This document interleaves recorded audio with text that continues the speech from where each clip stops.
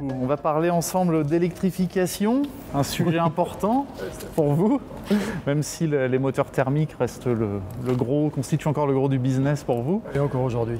Et oui. Donc la gamme s'électrifie à toute vitesse, avec notamment chez VV, la marque VV, les ID3, ID4. Quels sont les premiers retours de la clientèle concernant ces véhicules? D'une manière générale, excellent. Et je dirais aujourd'hui, il y a une curiosité sur le véhicule électrique, une attirance également.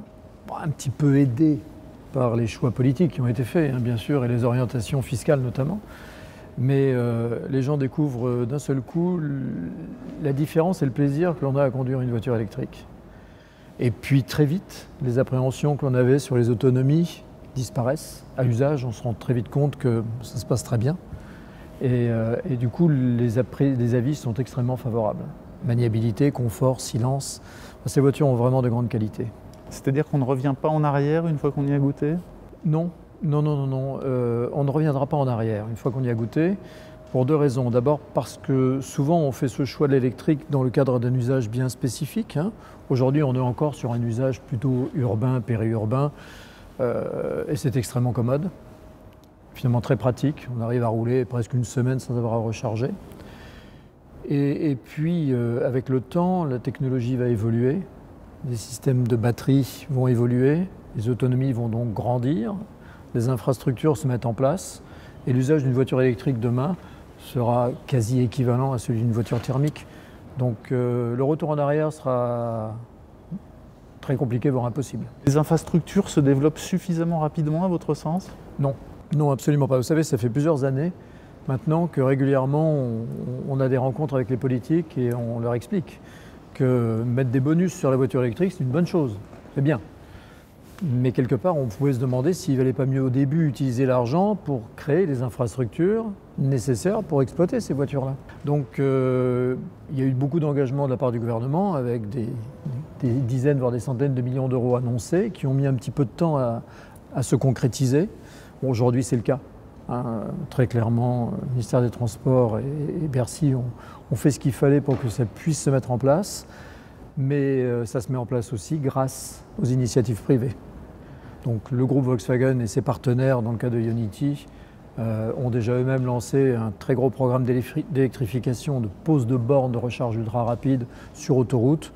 Maintenant, on voit les pétroliers qui commencent à s'y mettre et les partenariats qui se signent entre le privé et le public pour arriver à mettre en place ces infrastructures. On est en retard, mais l'accélération va se faire. Vous disiez que les clients ne reviendront pas en arrière, les constructeurs non plus. Non. Le groupe Volkswagen encore moins, vu les investissements.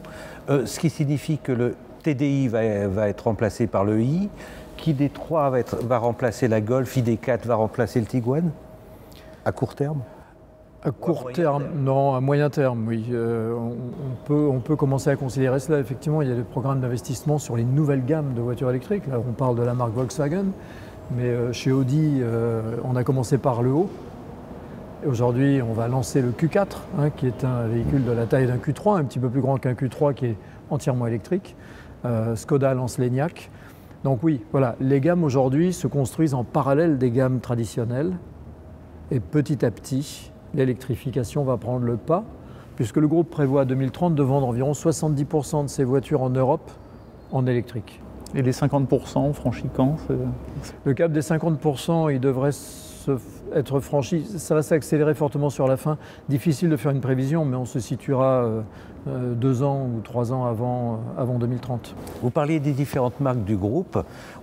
Ça fait quelques années qu'on se dit, nous observateurs, que les marques se chevauchent de plus en plus, que la montée en gamme de toutes les marques, je pense à Seat, Skoda, Volkswagen, les montées en gamme se rapprochent de Volkswagen, de la marque. Et qu'en est-il? Est-ce qu'il y a des arbitrages à faire, selon vous, dans les positionnements des différentes marques, ou on laisse tout le monde faire comme il veut aujourd'hui? Non, non. Tout le monde ne fait pas comme il veut, absolument pas. C'est vrai que historiquement, Volkswagen est devenu un peu la marque pivot, la marque repère dans le groupe. Et aujourd'hui, je dirais qu'on a plutôt 2 clusters. On a un cluster de généralistes, donc Volkswagen, qui est situé dans le quasi-premium, on n'est pas très éloigné, mais qui est vraiment le pivot central. Et puis ensuite, on a des marques comme Skoda, avec leur positionnement voiture un petit peu décalée, maligne, intelligente, qui effectivement est montée en qualité, est montée en technologie et se rapproche de facto quelque part d'une Volkswagen, mais tout en gardant un positionnement prix différent et surtout un positionnement client différent.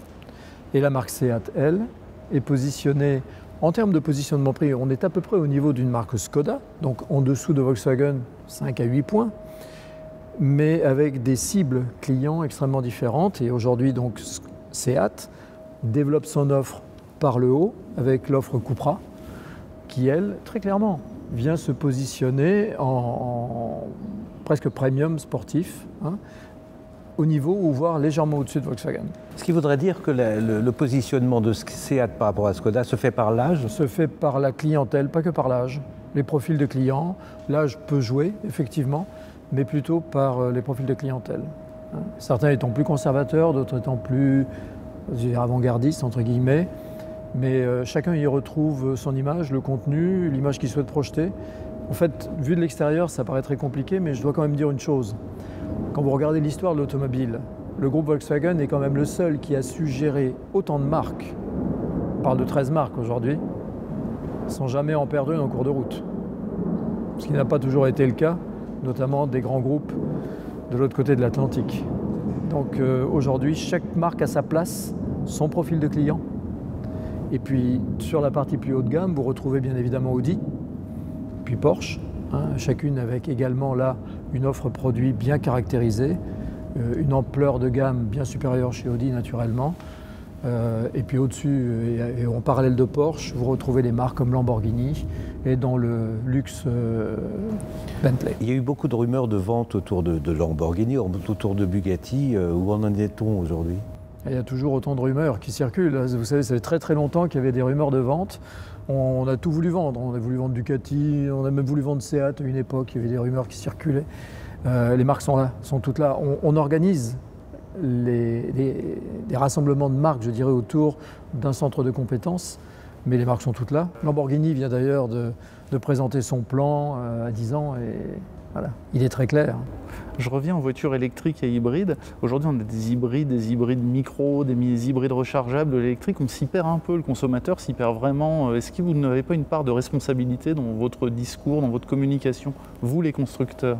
Et comment pouvez-vous éclaircir les choses? Oui, je préfère le terme « vous, les constructeurs », parce que j'avoue que le groupe se tient délibérément en dehors de cette tendance qui conduit à essayer de confondre un peu tous les genres. Bon, la micro-hybridation n'a strictement rien à voir avec une hybridation. Quand certains disent qu'un hybride se recharge tout seul, c'est vrai et c'est complètement faux. Voilà. Je crois qu'aujourd'hui, en fait, dans l'esprit du public, il y a clairement l'électrique, l'hybride rechargeable, qui lui est maintenant clairement compris, bien positionné. C'est une voiture qu'on est capable d'utiliser en purement électrique, hein, et qui, sur les longues distances, travaille comme une hybride classique. Et puis après, il y a les technologies qui permettent de réduire les émissions de CO2. L'hybride en est une, la micro-hybridation en est une autre, moins efficace que l'hybride bien sûr, mais c'est une évolution technique, hein, plus qu'autre chose. Pour moi, la véritable hybridation, c'est l'hybridation rechargeable, qui permet vraiment d'avoir une voiture polyvalente aujourd'hui. Tant que les infrastructures ne sont pas là, que les technologies batterie et charge ne seront pas encore là où on les espère dans la prochaine décennie, c'est la meilleure solution aujourd'hui pour se déplacer longue distance. Une technologie de transition, ça va être ma dernière question. Si je me rends demain dans une concession Volkswagen au hasard et que j'hésite entre un Tiguan et un ID4 en disant au vendeur si je veux partir en vacances cet été, est-ce que je ne serais pas moins ennuyé avec un Tiguan hybride qu'avec un ID4 ? Comment va-t-il me convaincre finalement de passer au 100% électrique? Aujourd'hui, en 2020, il faut clairement dialoguer avec le client et comprendre quelle est l'utilisation qu'il va faire de sa voiture. D'accord ? Si c'est pour faire de très longues distances, partir en vacances avec sa voiture ou partir très fréquemment au week-end à plus de 400 km de Paris sans avoir de possibilité de recharge à l'arrivée, je vais lui dire non. Vous allez prendre un Tiguan, hybride rechargeable, c'est parfait, parce que c'est vraiment le meilleur des deux mondes pour l'instant. Par contre, si sa maison de campagne se situe à 250 ou 300 km de Paris et qu'il se rend en vacances en utilisant des grands axes autoroutiers, l'ID4 est une option tout à fait possible, sans aucune difficulté. Je crois que la grande question aujourd'hui, c'est vraiment d'orienter le client en fonction de son besoin et de l'utilisation qu'il fait de sa voiture. Il n'y a pas une règle uniforme pour tout le monde. À certains, on va recommander le diesel, très chaudement le diesel. À d'autres, on va proposer l'hybride rechargeable parce que c'est le meilleur compromis pour leurs besoins. Et puis pour d'autres, l'électrique sera la meilleure des solutions. Voilà. Donc il n'y a pas une réponse unique à cette question, il y a une réponse par client, en fonction de son besoin. J'ai moi aussi une toute dernière question. Vous avez annoncé votre retrait du sport automobile en général. Si le sport automobile bascule vers l'électrique, comme vous le faites, est-ce que vous reviendrez sur votre décision ? On y a été et nous y sommes. Voilà. Le sport électrique est en train de basculer vers l'électrique ou l'hybridation, très clairement. À partir de là, on pourra le reconsidérer, mais vous savez, le groupe a fait des choix très clairs. D'abord, nous avons démontré que nous étions capables de gagner là où on s'engageait. Que ce soit le championnat du monde des rallyes, Le Mans ou la Formule E, on a toujours été au top niveau. Et puis, au cours de ces dernières années, on a fait des choix d'investissement extrêmement lourds pour complètement révolutionner nos gammes et révolutionner notre entreprise. Plus de 45 milliards d'euros investis dans l'électrification, c'est énorme. Donc ça a nécessité de se concentrer, de se focaliser là-dessus. Ça explique les choix que nous avons pu faire. Ça ne veut pas dire que demain, ces choix seront constants. Merci beaucoup Thierry Lespioc d'avoir répondu à notre invitation pour ce salon Caradisiac. Merci à vous pour l'invitation. Merci beaucoup.